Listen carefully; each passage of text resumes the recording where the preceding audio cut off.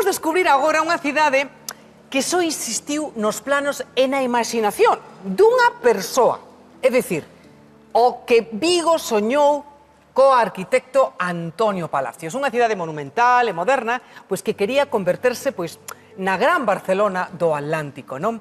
E para pasear por ese Vigo, pois ese Vigo paralelo que nunca chegou a construir, acompáñanos hoxe pois a nosa sempre presente arquitecta en Tarde Piaches, Ana Blanco. Ana, moi boas tardes. Moi boas tardes, Silvia, gracias. Bueno, do Celta ou do Depor? Así para comenzar xa, non? Así. Teño que dicir do Celta, que eu son do Morrazo. E imos falar de Vigo, non me digas que coa que hai montada nesta tarde. Bueno, en primeiro lugar, estamos vendo estas imaxes que son maravillosas, que son pois a Casa de Correos no Concello de Madrid, que foi precisamente non feita por Antonio Palacios. Pero quen é Antonio Palacios para os que están agora vendo Tarde Piaches e din, pero Silvia, de que falas? Pois mira, Antonio Palacios chamabanlle o gran constructor de Madrid, non? Fixo un palacio en Cibeles, fixo tamén a Casa do Comercio, bueno, fixo como diferentes edificios en Madrid, pero él estaba enamorado pois da súa terra. Claro. E a súa terra era Galicia, Claro. e concretamente pois enamorado de Vigo. Entón, na súa cabeza xa estaba como a comezos do século pasado, sobre 1908, xa estaba como él planificando o que sería o Vigo que él consideraría, ¿no?, que sería espectacular ou que él querería que fora Ese Antonio Palacios, efectivamente. non, Ana? Sí, Moi ben. ese. E claro, él dicía, ¿no?, que daba paseos pola ría de Vigo en lancha e tal, e que miraba Vigo e dicía, pois él imaginaba todo o que podería ser. E pensaba pois nese Vigo, eso, monumental, de postales, bueno, pois que tivera como esa representatividade e que se lle coñecera, como dicías ti, como a Barcelona do Atlántico. A Barcelona do Atlántico, claro. Él pensaba en que podía ser unha gran metrópole, non solamente Vigo, senón o entorno de Vigo, unha gran metrópole que se lle considerara así, ¿no?, como Barcelona do Atlántico. Unha das imaxes máis impactantes non dese plan, teño entendido, é a avenida dende o mar ata o Castro. Iso é certo? Sí. O que el planificou. Efectivamente, a Rúa Galicia, que lle chamaba el, e que unía dende o Peirao da Laxe ata a parte de arriba do Castro, que si coñecemos hoxe Vigo, pois Sí. é unha liña moi vertical realmente, non? Claro. Cruzar esa liña era moi vertical. E el pensaba en que poidera ser este espazo monumental, administrativo, como o centro de Vigo. E dividíao como en varias zonas. Colocaba arriba de todo o Palacio Regional. Mira, estamos vendo. Sí, efectivamente, Ese é o esas imaxes, palacio, non? sí. O que está ali na picota, vale. Aí pensaba en que estivera o goberno de Galicia, porque él pensaba en que en Vigo algún tiña que momento tiña que ir para Vigo, sí. Vale. Estas imaxes maravillosas que son do CIAG, que fixeron unha maqueta e que fan recreacións virtuais, bueno, concretamente os artistas digitais son Carlos Paz e Anxo Miján, bueno, por mencionalos porque realmente ten un traballo brutal facer esta recreación. Ten unha similitude un pouco con París, non? O Sacré-Cœur, non? Efectivamente, sí. Estou así vendo, non? En Montmartre, ves ali a igrexa do Sagrado Corazón de París, Sí. non? De feito, el comparábase tamén con o que sería, por exemplo, a Diagonal de Barcelona, ¿no?, que corta así un pouco Barcelona, ou a Gran Vía de Madrid. Buscaba un pouco isto, ¿no?, a monumentalidade da vía. E logo, el para salvar esta gran pendente que había nesa rúa, pensaba en colocar grandes escalinatas, pero xa pensaba el en que houbera ascensores. Uf! Claro, Estás algo moi a falar novidoso. de que ano? 1932. Mamma mía! Claro, xa foi un mogollón de tempo. Que habería algún, pero Efectivamente. de luxo total. E pensaba incluso en facer un funicular soterrado que iría dende a parte de abaixo ata o cumio, o sea, eso, un previo que hoxe ese Vigo vertical, ¿no?, que coñecemos con rampas e demais. E logo pensaba en todo un sistema para o transporte público, porque a él non lle gustaba moito o tranvía eléctrico que había daquela, dicía que era moi ruidoso. Sí, dicía que era moi ruidoso, moi lento, bueno, non lle gustaba. Non lle gustaba. Entón, el pensaba pois nunha serie de trolebuses que recorreran a cidade, pero tamén pensaba en crear o que sería o metro, un mini metro para Vigo, e que iba dende a zona de Urzaiz ata a zona das praias. Porque esa zona das praias era moi interesante porque el pensaba a cidade pois que houbera esta zona balnearia que unía dende Samil ata o que é Oxe Baiona. O sea, todo un frente litoral. Fíxate. Que era unha zona de ocio, de recreación. Comunicada por un tranvía. Comunicada por autobuses e por un metro e demais. Sí. Increíble, moi novidoso, sí. Bueno, estamos vendo as praias, estamos vendo pois que el tamén non tiña pois unha imaginación en torno ao que era a Ponte de Rande, non? Ou Samil nese Vigo soñado. Como era? Pois mira, ele en 1932 debuxa por primeira vez un viaducto no estreitamento onde hoxe está Rande. Recordemos que Rande inaugurouse en 1981, é dicir, 50 anos despois.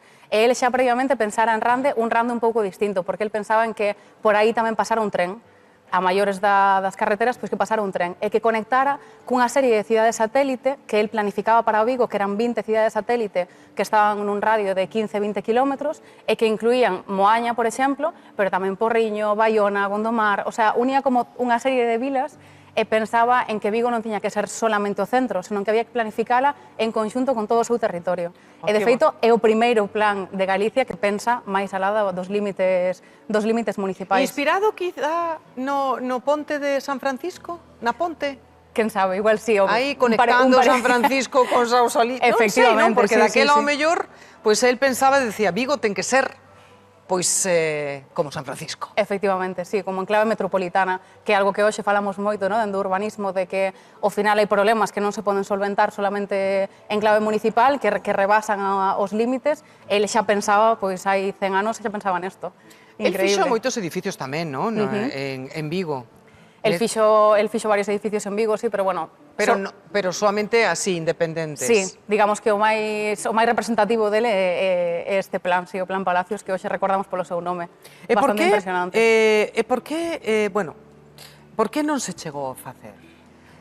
Pois mira, non se chegou a facer porque en 1934 é cando se aproba o plan, bueno, foi un momento maravilloso, no, que se aprobara este gran plan, pero apróbase, bueno, cunhas certas reticencias. Por un lado, os técnicos municipais do Concello que consideran que esta gran vía, que ademais o que facía era eliminar unha gran parte do casco vello e borrar gran parte do Berbés, facía, bueno, unha especie de escabechina en Vigo.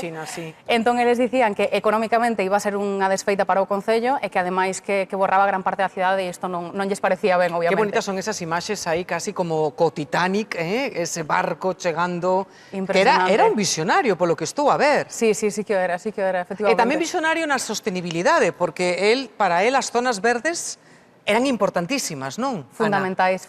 De feito, el falaba do xardín galego que lle chamaba, pero realmente era toda unha infraestructura verde, non? Hoxe que falamos constantemente de infraestructura verde como algo moi novidoso e moi necesario, pois el daquela planificaba para Vigo o doble de zonas verdes por habitante que temos hoxe, é dicir, planificaba unha cidade moitísimo máis verde. Mira. É que era unha pasada.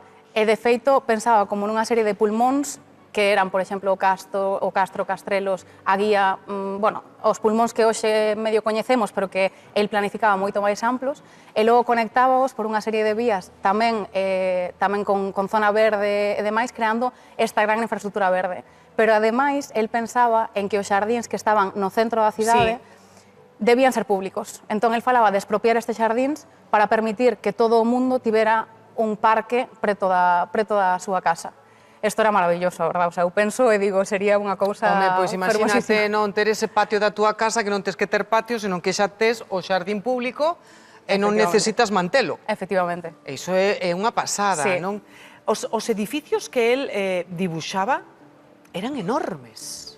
Eran monumentais. De feito, pensaba que no centro pois que houbera solamente esos grandes edificios que eran destinados pois a hotéis ou edificios administrativos que eran de pedra, suntuosos, era como moi chamativos, pero logo tamén é moi interesante que el planificaba para as zonas de crecemento unha serie de vivendas máis para traballadores, que eran edificios moito máis pequeniños, inspirados un pouco na vivenda tradicional galega, e por eso el falaba de que a modernidade non ten que estar loitando coa identidade e co tradicional, digamos, senón que poden convivir nun mesmo lugar. E iso é algo tamén moi interesante deste plan. O que pasa que, bueno, levantou así as perezas tamén na burguesía viguesa daquel momento, porque eles eran os propietarios dos terreos. Claro, dos terreos e dos edificios que había ali que iban a desaparecer. Claro. Entón, bueno, puxéronse un pouco a contra. E supoño que a sociedade civil tampouco lle gustaría moito de pensar que iban a derrubar todo o que ali había con esta gran vía monumental, no, que el pensaba.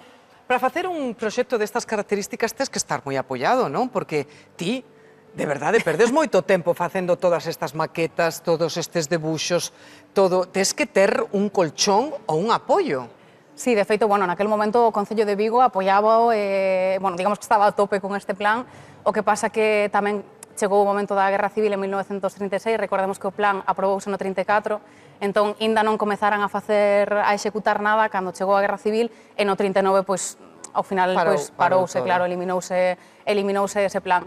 Pero, bueno, creo que ten que deixarnos como un recordo, bueno, do que puido ser, a sabendas de que hai cousas, no, que realmente non serían tan interesantes como eso de desfacer todo o casco vello, pero que hai outras que son moi interesantes. Isto de pensar nun Vigo metropolitano cun montón de vilas conectadas. A imaxen, estamos aquí véndoa, é tremenda. Sí, é que é preciosa. É como, pois sí, como de Luis XV, Luis XVI, non?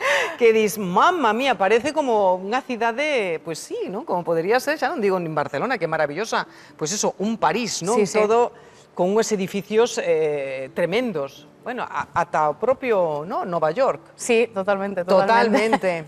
Antonio Palacios morreu sen poder ver nada do seu plan, do seu proxecto. Nada de nada, a verdad que é unha mágoa. Pero, bueno, eu creo que que temos que aprender un pouco deste plan, sobre todo desto, da parte metropolitana, da parte das zonas verdes que comentábamos antes, que era un plan maravilloso. Un visionario totalmente. E na parte do transporte público tamén. Ana, digo unha cousa, non sei se facemos ben poñendo todas estas imaxes para o noso alcalde de Vigo, porque se o ve, di, pois agora vou facer absolutamente todo, non?